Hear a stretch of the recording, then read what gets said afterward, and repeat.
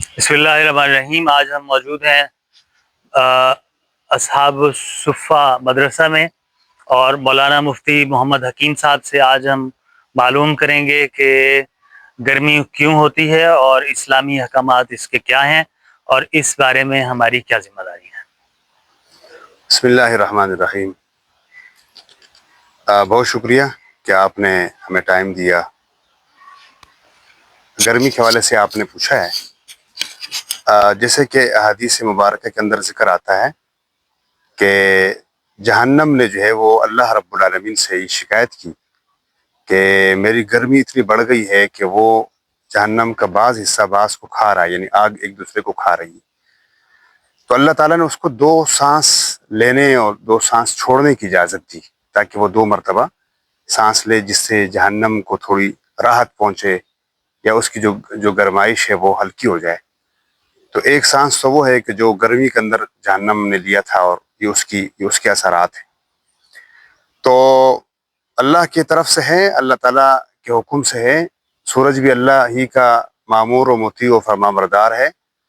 جیسے اللہ کہے گا، جیسے اللہ ارشاد فرمائے گا، اسی کے مطابق سورج چل رہا ہے۔ اور چونکہ جب گرمی بڑھتی ہے تو زندگی مشکل ہو جاتی ہے، ایسے میں نبی اکرم صلی اللہ علیہ وسلم نے ہمیں نماز استسقاء، صلاۃ استسقاء پڑھنے کا ہمیں سنت طریقہ دیا ہے۔ تو اس کا جو طریقہ حدیث کے اندر آیا ہوا ہے کہ صبح کے ٹائم، ویسے ہر ٹائم ہو سکتی ہے، لیکن صبح کے وقت جب سورج بلند ہو جائے تو لوگ جو ہے وہ کسی عیدگاہ کی طرف نکلیں، شہر سے باہر نکلیں، کسی گراؤنڈ کی طرف نکلیں، اور سب وہاں جمع ہوں، اور پھر امام صاحب ان کو 2 رکعت نماز پڑھائے۔ وہ جہری نماز ہوگی، جہراً اس کے اندر تلاوت ہوگی، اور اس کے بعد پھر امام صاحب 2 خطبے ارشاد فرمائیں گے، اور اس کے بعد قبلہ رو ہو کر کے وہ تحویل ردا، یعنی چادر نیک فالی کے طور پر اس کو جو ہے وہ پھیریں گے، الٹ پلٹ کریں گے، اور اس کے بعد بہت ہی عاجزی کے ساتھ دعا مانگی جائے گی۔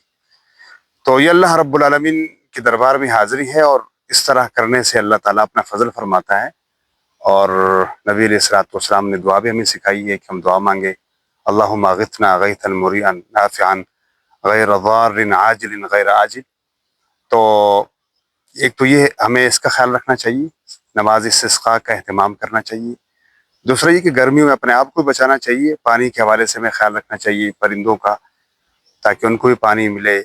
چھوٹے بچوں کا خیال رکھنا چاہیے، صدقہ خیرات ہمیں کرنا چاہیے، تاکہ ان سارے کاموں کے ذریعے سے ہم اللہ تعالیٰ کو راضی کر سکیں، اللہ کی رضا ہمیں نصیب ہو، اور یہ جو گرمی ہے اس کی شدت سے ہم بچ سکیں۔